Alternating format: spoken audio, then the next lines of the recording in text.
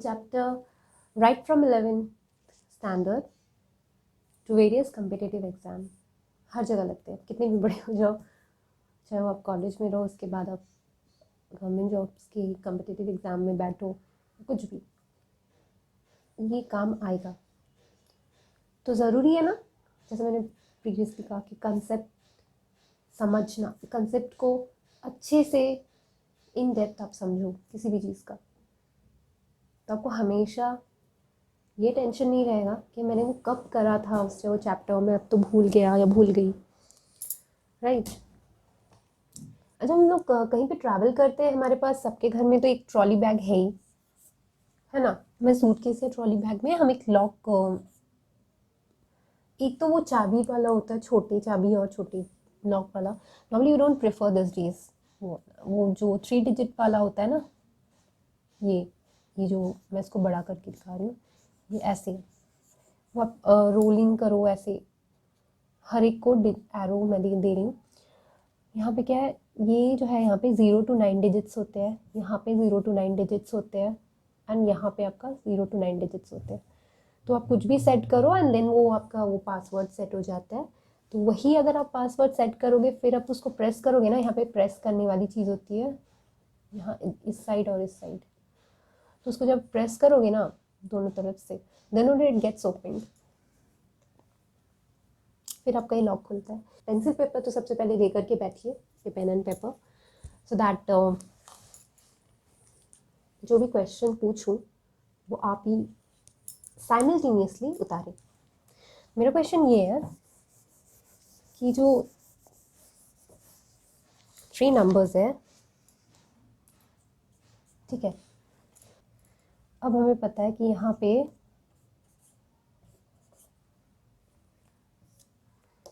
0 to 9, यहाँ पे 0 to 9 और यहाँ पे 0 to 9, राइट। तो क्या क्या नंबर्स हो सकते हैं, आप कोई भी पासवर्ड सेट कर सकते हो, राइट, कोई भी पासवर्ड यहाँ पे सेट कर सकते हो। तो यहाँ पे क्या क्या होगा वो आपको सोचना है। तो यहाँ पे आप मान लो मैंने सेट किया 4 5 6, किसी ने किया 4 4 4, तो ये भी पॉसिबिलिटी और ये भी पॉसिबिलिटी है, फॉर एग्जाम्पल। तो हम रिपीटेशन भी कर सकते हैं, है ना। तो ये जो सारी चीज़ें हैं ना, कोई भी स्पेसिफिक नंबर्स हमने लिया, उसको अरेंज किया, यही सारे प्रॉब्लम्स डील करता है हमारा परमुटेशन, ठीक है।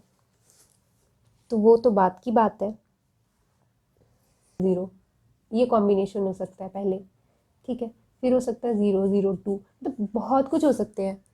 सेम चीज़ हो सकता है 4 5 2 2 5, कितने सारे तरीके, ऐसे आप बहुत सारे करोगे ना तो बहुत निकले। तो ऐसे एक एक करके जोड़ोगे 1 2 3 4, कल सुबह तक तो हो ही जाएगा, सॉल्व कर लोगे अगर आप बिना ब्रेक के।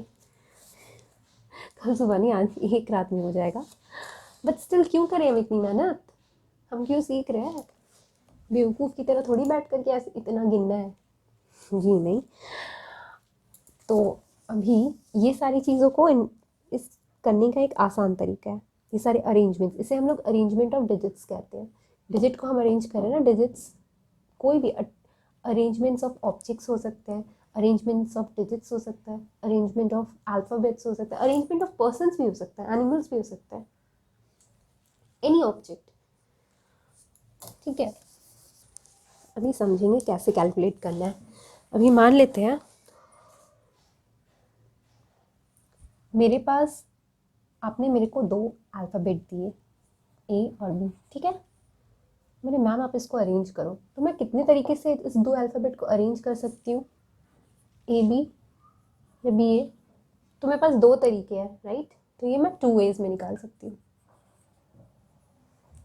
अब आपने मेरे को दिया हुआ है ए बी सी, ठीक है, A B C, A C B, B A C, B C A, C A B या सी बी ए। तो ये टोटल हो गया आपका 6 वेज, है ना। जब आपने मेरे को 2 आइटम्स दिए तो हमने 2 वेज में निकाल लिया, 3 आइटम्स दिए तो 6 वेज में निकाला।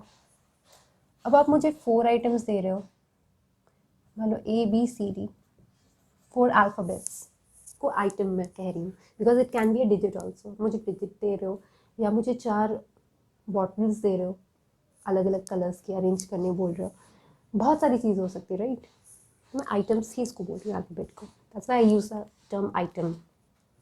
4 के लिए कैसे कितना होगा, अभी आप बैठ के लिखोगे, ऑफकोर्स आप अपने पेपर पे लिख सकते हो। मैं नहीं लिख रही हूँ, मैं आलसी हो गई हूँ मैं नहीं लिख रही हूँ, लेकिन आप लिखो। जब हमारे पास 2 आइटम्स थे तो हम 2 फैक्टोरियल कर सकते हैं। इसे हम ऐसे भी लिख सकते हैं, ये साइन को फैक्टोरियल कहते हैं, या हम ऐसे भी कर सकते हैं, ऐसे कर सकते हैं, ऐसे, ठीक है। एक आइटम को मैं एक वे में अरेंज कर सकती हूँ, 2 आइटम को मैं 2 वे में। 3 कैसे कर सकती हूँ, अभी देखो, एक आइटम को मैं एक वे में अरेंज कर सकती हूँ, 2 आइटम को मैं 2 वे में अरेंज कर सकती हूँ, 3 आइटम को मैं 3 वे में अरेंज कर सकती हूँ, है ना मज़ेदार। सिमिलरली मैं 4 आइटम को में से पहला एक वे में अरेंज कर सकती हूँ, दूसरा 2 पे, तीसरा 3 पे, चौथा 4 पे। तो ये हमारा हो गया 6, ये हमारा हो गया 24। इस केस में हम 24 वेज में अरेंज कर पाएंगे। तो फिर n फैक्टोरियल क्या होगा हमारा, मतलब nth टर्म। 1 इंटू 2 को हम लिख सकते हैं क्या, 2 इंटू 1। 1 इंटू 2 इंटू 3 को ऐसे लिख सकते हैं क्या, 4 इंटू 3 इंटू 2 इंटू 1। क्या मैं इसमें लिख सकती हूँ उल्टे में, मतलब 4 जैसे 4 है तो n पहला टर्म आपका पहला टर्म n होगा। उसके बाद अब देखो, पहला टर्म 2 है, फिर एक घट जा रहा है, हर बार देखो एक घट रहा है, हर एक टर्म में घट रहा है। 3 है, फिर 2 है, मतलब एक एक करके घटता जा रहा है। वैसे n है तो नेक्स्ट टर्म हमारा होगा n-1, उसके बाद वाला टर्म होगा n-2, राइट। ऐसे अपन करेंगे और करते करते 3 इंटू 2 इंटू 1। अगर मैं सिर्फ n को बाहर रखूँ, n को हटाऊँ, और n को मैं हटा रही हूँ, तो n-1 इंटू n-2, ये जो बचेगा, क्या ये n-1 का फैक्टोरियल नहीं लग रहा है। और आसान भी मैं समझाती हूँ, डरने की कोई ज़रूरत नहीं है। ये क्या हो गया, अचानक से खिचड़ी बन गया दिमाग में नहीं, nth को फिर से, nth को कभी भी समझना है ना, किसी भी सम्स में या कभी भी लाइफ में, फिजिक्स केमिस्ट्री कहीं भी ऐसा कोई टर्म आता है जो कि वेरिएबल जिसे कहते हैं, मतलब कोई एक पर्टिकुलर नंबर हम नहीं ले रहे, ऐसे बैठा रहे, तो वहाँ पर कोई नंबर आप बैठा लो तो ईजी होता समझने में। जैसे मैंने ये 3 समझाया ना, ये 3, इन तीनों के थ्रू ही मैं ये फॉर्मूला निकाली हूँ, यहाँ से निकाली हूँ ना, कि अगर पहला 4 है, 4 फैक्टोरियल है तो 4 होगा पहले, वैसे n फैक्टोरियल तो पहला n होगा, सेम टर्म होगा, फिर एक एक करके घटता जाएगा। अब n से 1 घटेगा तो -1 होगा, n से 2 घटेगा तो n-2 होगा, एक एक करके घटेगा ना। यहाँ पे n-2 क्यों हुआ, इसको और मैं तोड़ के बताऊँ, n-1 हुआ ना टर्म, तो इसमें से भी अगर हम -1 और करते हैं, यानी n-1 होगा ये next term, which is nothing but n-2, इसलिए यहाँ पे n-2 हुआ। 1 फैक्टोरियल इक्वल टू, एक तो एक ही होगा, 1 इंटू नथिंग, ठीक है। अभी अब देखो, राइट, 1 फैक्टोरियल इक्वल टू 1। ए को आप एक ही तरीके से अरेंज कर सकते हो ना, ए। 2 फैक्टोरियल में हम देख रहे हैं 2 इंटू 1, ये 1 is nothing but 2 into 1 is 1 factorial, right. यानी हम लोग ऐसे लिख सकते हैं, अगर 2 हम निकाल ले रहे हैं तो जो बचा है उसका फैक्टोरियल होगा। ये 3 है, ये 2 इंटू 1 क्या है, ये 2 into 1 is nothing but 2 factorial, तो इसे हम लिख सकते हैं ना 3 इंटू 2 फैक्टोरियल। ये क्या है, ये वाला, ये 3 फैक्टोरियल है, तो आप लिख सकते हो 4 इंटू 3 फैक्टोरियल, है ना, राइट। सिमिलरली ये क्या है, n-1 फैक्टोरियल होगा, n इंटू n-1 फैक्टोरियल, ठीक है। अब इसको बस ऐसे ही रट्टा नहीं मारना है, क्यों हो रहा है वो आप समझो, ये खुद दिमाग में रह जाएगा, अलग से आपको रट्टा मारने की ज़रूरत ही नहीं है ना, आपको ये खुद समझ में आ जाएगा कि हाँ हो क्या रहा है। n फैक्टोरियल का मतलब होता है n into n minus one into n minus two into three into two into one. अभी उसको आप इस फॉर्मेट से इसमें निकालोगे, मतलब n हटाओगे, n निकाल दे रहे हो फैक्टोरियल फॉर्म से। इस n को अगर आप बाहर निकालोगे, मतलब हमारा ये था, इस n को आप बाहर निकालोगे n, अंदर क्या बच रहा है, n माइनस वन बच रहा है, n factorial into n minus one. So हमारा ये फैक्टोरियल कंसेप्ट क्लियर हुआ। अभी ये जो nth टर्म है ना, ये nth टर्म हमेशा अपने को याद रखना, it will be a whole number, positive integer. कभी ये नेगेटिव नंबर नहीं हो सकता है, हाँ, never be a negative number, will never be a fraction, ठीक है, पॉजिटिव इंटीजर होगा, होल नंबर। कि 0 फैक्टोरियल विल बी 1, ये इसलिए हो रहा है क्योंकि ये it's a number of ways, right, to arrange a data set with no values in it. हम लोग ये सब क्या, this are nothing but the number of ways of arranging the data और arranging a data set. 2 set दिया हुआ था, पहले क्या मैंने ए बी दिया था, फिर मैंने डेटा सेट में मेरा ए बी सी था। तो इन सबको डेटा सेट को अरेंज करने के तरीके हैं सारे। मेरे डेटा सेट में कुछ भी नहीं है, तो उसको हम कंसिडर करेंगे 1।